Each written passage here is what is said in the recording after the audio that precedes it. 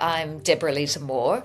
I'm a theatre maker and director and lecturer in performance. For me, everything is text. The body is the main form of communication, physicality, how we are in the space. So to me, it is core to any actor training. I mean, in most countries around the world, in Europe, you start, the disciplines are about starting from the body, physically trained, because if you are not physically trained, then you can't speak as a performer.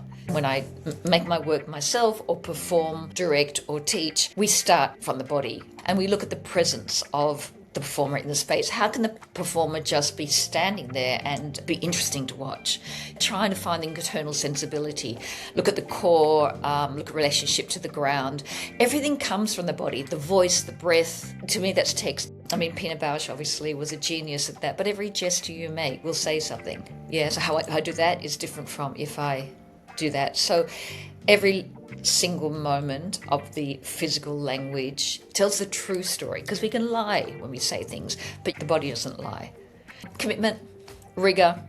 You cannot do this work if you don't work hard, committed to it. Like I'm rigor in terms of your mind and what you want to do, but also your body, your voice. You've got to keep working. There's no end point. And that actually is what I love about it. It's not like, okay, now I've learned. There's like some people think, oh, I've done my 3-year course and I've learned and that's it. To me, that's the beginning.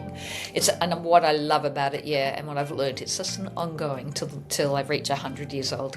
Richard Schechner, who I have worked with in New York, if you know Richard Schechner, I think he's going to be 92 this year and he's still writing, still making work. There's actually a big Schechner festival, which I probably will be part of next year in America. So, inspiration. So Ariane Manushka and all these greats, keep working. Just keep working. Follow your passion. Don't think you have to do something in a certain way without being indulgent. Follow your own creative inspiration. And that's what I have always done.